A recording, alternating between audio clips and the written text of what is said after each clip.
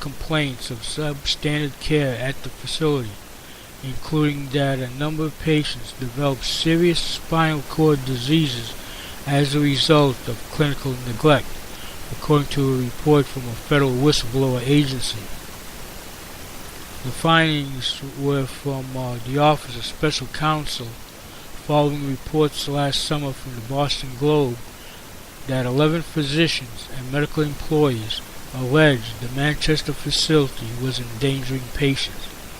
They described a fly-infested operating room, surgical instruments that weren't always sterilized, and patients whose conditions were ignored or weren't treated properly.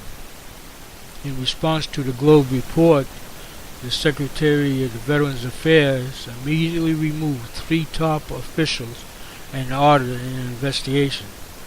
The VA Secretary visited the hospital in August and said a task force would explore bringing a full-service veterans hospital to New Hampshire, teaming up with other hospitals in the state, or forming a public-private partnership to improve care.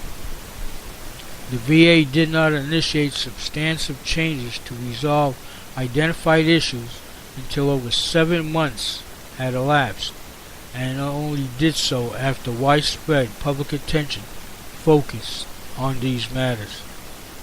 Special Counsel Henry J. Kerner wrote to President Donald Trump, "It is critical that whistleblowers be able to have confidence that the VA will address public health and safety issues immediately, regardless of what news coverage an issue receives."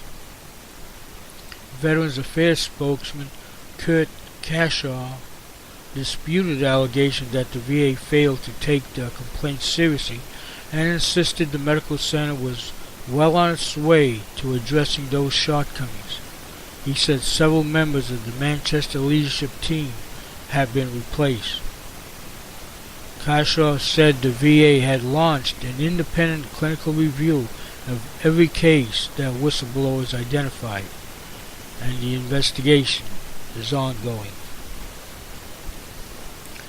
On another front, the National Football League rejected an advertisement for its official Super Bowl programs that urged players and people who attend the game to stand during the national anthem, according to American Veterans, the organization that submitted the ad.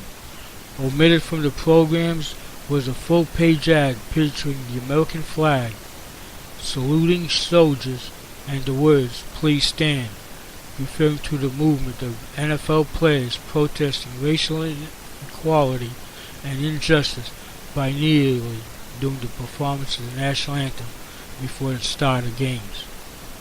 Outcry over the protests surged last fall when President Donald Trump criticized the NFL for allowing it to continue. In October, NFL Commissioner Roger Goodell and NFL owners decided the league wouldn't penalize players for kneeling.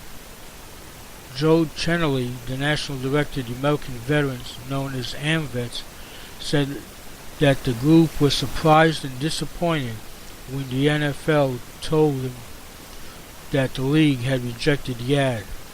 The NFL said it does not want to take a position on that, Chenelly said. "Really?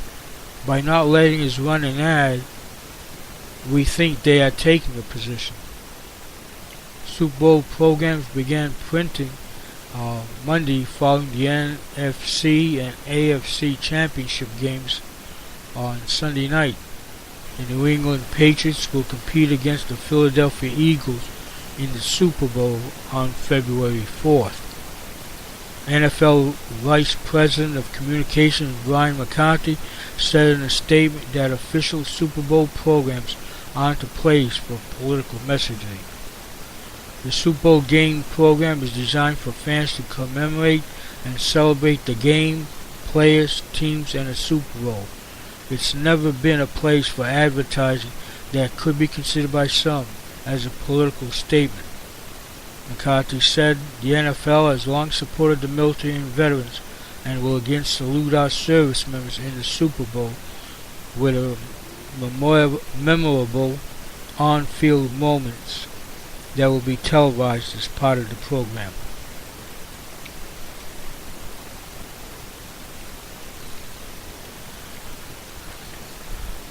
And another military update, the Department of Veterans Affairs published a revised rule January 9th that allows payments of hundreds of thousands pending claims for private sector emergency care.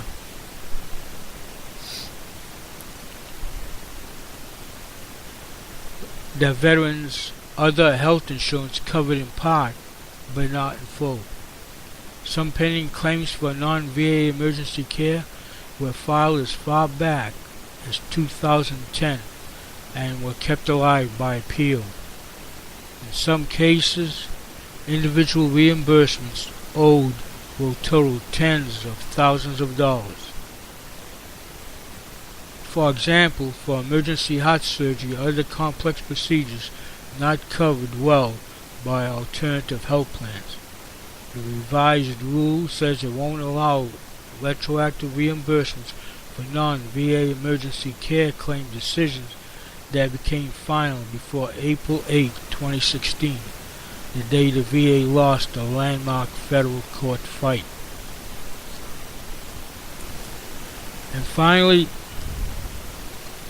a misunderstanding by TRICARE pharmacy contractor caused about 35,000 beneficiaries to be overcharged for medication early this month.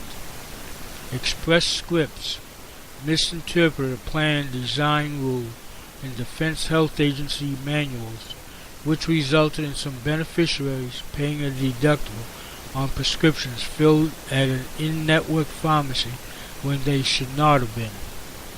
Jennifer Lottie, a spokesman for Express Scripts, said in a statement about 35,000 beneficiaries were impacted. The error occurred on January 1st and January 2nd, officials said. It was identified and resolved on January 2nd.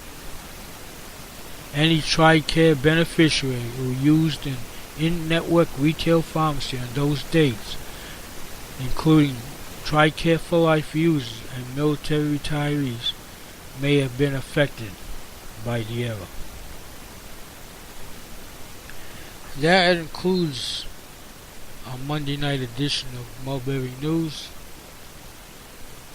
We thank you for listening in, and we hope to have you listening again on Wednesday, January 31st. Hard to believe, the end of January already. So until next time, good night.